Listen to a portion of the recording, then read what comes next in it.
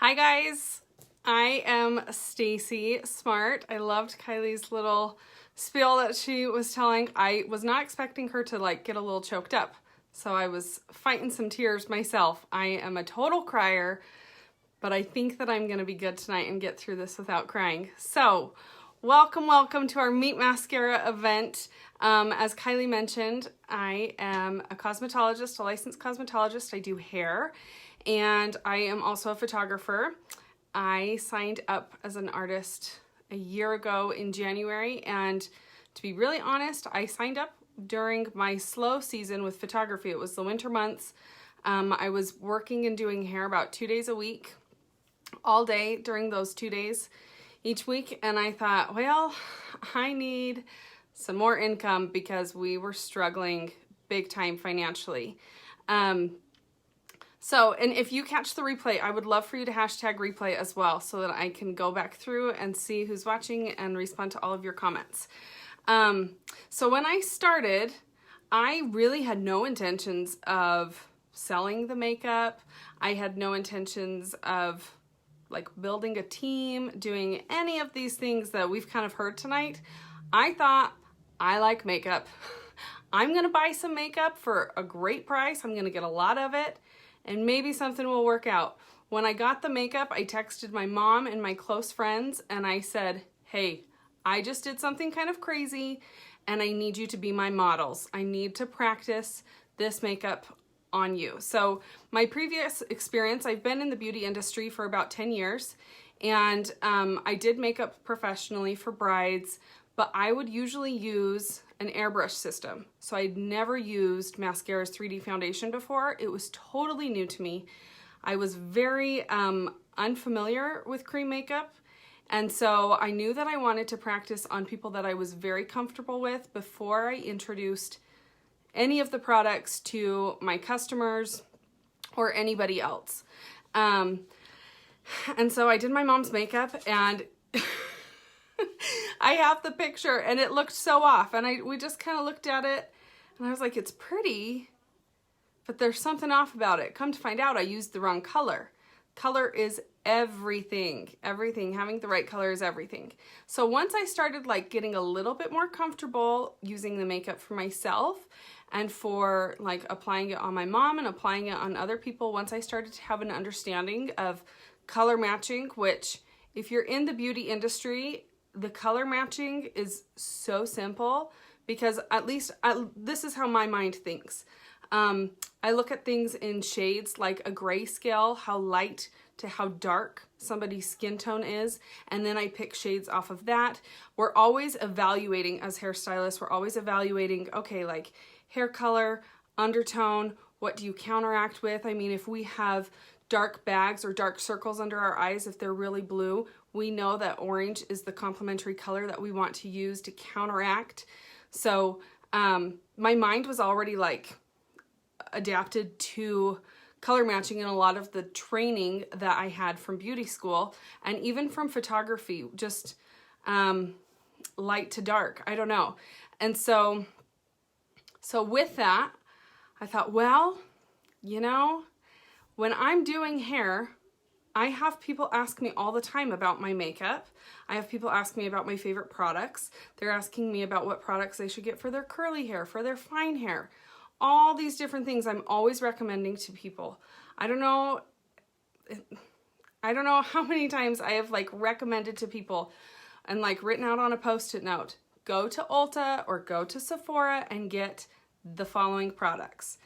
All the time. Or I've had people ask me to pick them up something in particular for one of their hair concerns from Cosmoprof, or from Cosmoprof is the beauty supply store that I typically use, which is only opened for licensed professionals. So I felt like I was already recommending products to my customers, to my friends. I just wasn't being compensated for it. Because my situation is I have a little in-home salon. I was not working in a salon with other stylists, so I wasn't stocking any retail product. And I didn't have room to be doing that. And I also didn't have room to be stock. I mean, Inventory, stocking inventory is just like the last thing that I want to be doing or worrying about, because I feel like if I'm looking at inventory, that's immediately stressing me out. That is like product, that's money. That's really what I see it as. I'm like, that is money that I'm sitting on. What's the expiration date? I've got to get rid of it. And so that's always on the back of my mind. So what I started doing as my clients were coming in, I would just say, hey, I'd like do their foils and I'd say, hey, would you be interested in a complimentary makeover? I've got this new brand that I'm loving, would love to share it with you. And so I started doing makeup. It's like a 5-minute face. It's so quick and so easy. I would do their makeup while they were processing in my chair.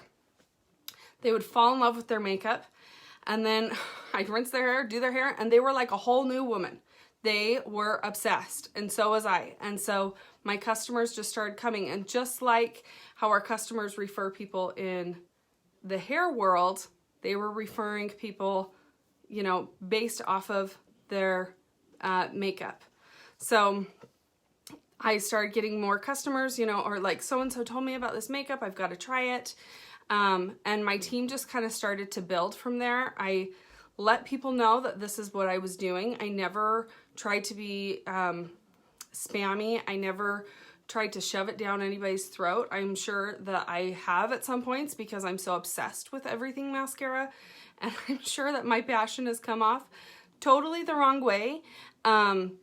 But as I started doing that, and as I started having people far away from me that weren't even local to me say, hey, could you host a class for me? I would be like, okay. And a year ago, hosting a class was not actually like the easiest thing for me to do.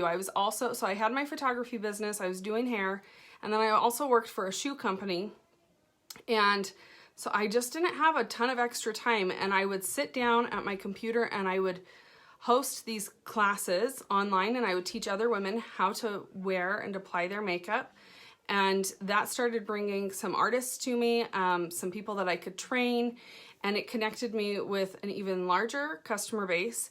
And I found that as I kind of created this format for my classes and how I wanted to be sharing products, I found that I was able to work for maybe like an hour or two and make more money doing that than I would make for a full day working behind the chair. And so I caught on to something, and I thought, I'm a big advocate for working smarter, not harder. So I just started kind of, okay, classes. And I will tell you, I did in-person classes. I don't actually even do a ton of classes like ever anymore. I really concentrated them at the beginning of my business, and now my business is built literally on repeat customers that are just as obsessed with mascara as I am.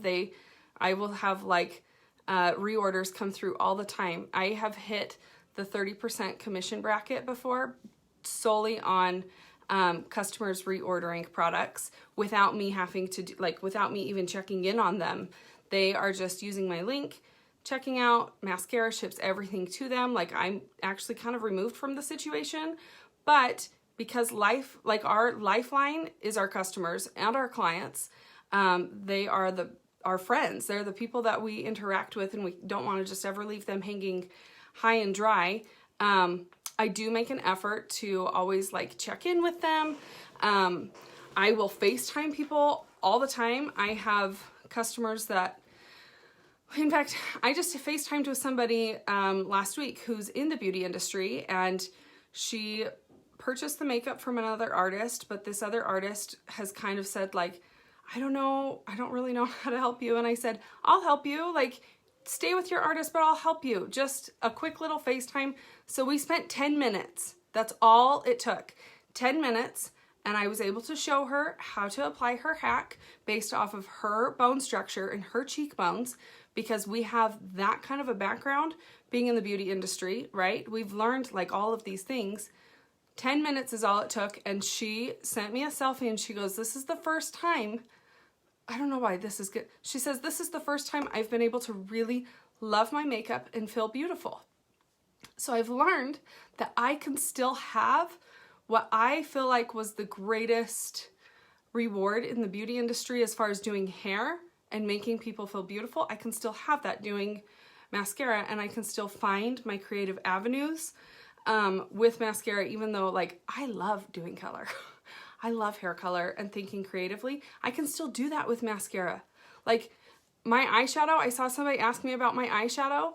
I can just like, I feel so funny like closing my eyes, but I can like mix and match. I can create my own combos.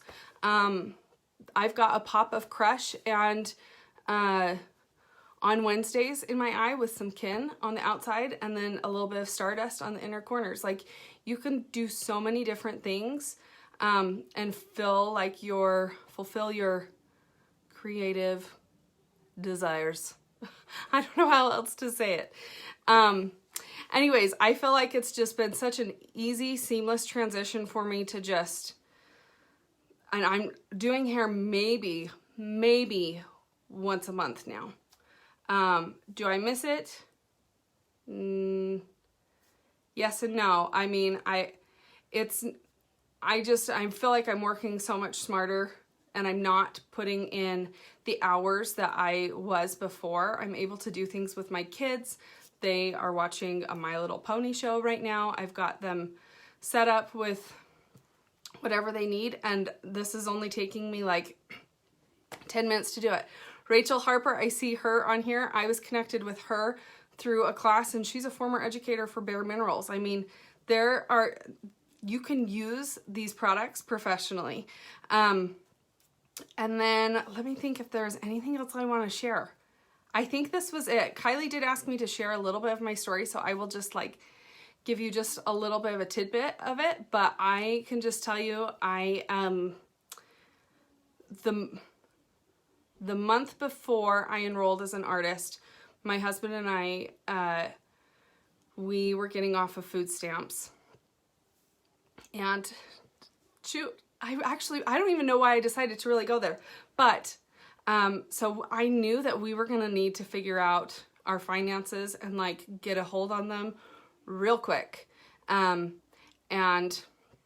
last January, a year ago, my credit was terrible. I'd been through a bankruptcy, and I didn't have a credit card.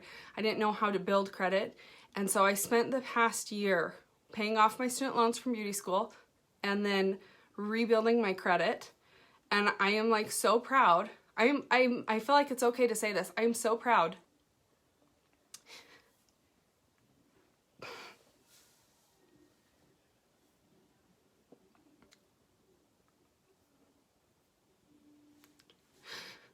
of the work that I've done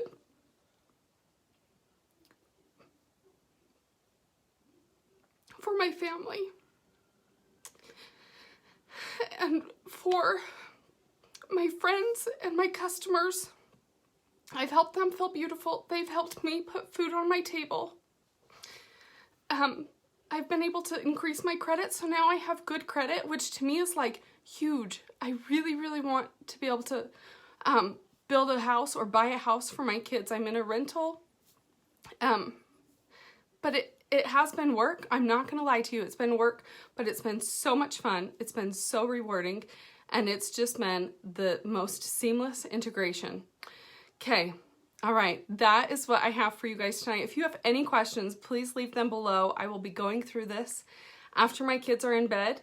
And the next person are like our caboose. Our favorite person ever is Amanda Ernest. She is literally the real deal. We always say Amanda for president, and it's because she's got previous experience in the beauty industry. She's got previous experience in network marketing. She's just amazing. You can't help but love her, and she understands that relationships and building our business based off of friendships and relationships is everything in this business. She's willing to help everybody and anybody. She's got thousands of people on her team. She just had a killer month. I think February she finished out with $1.3 million in total group sales volume within her first year. That is amazing. Amanda, so excited to hear from you. Thanks so much for tuning in, you guys.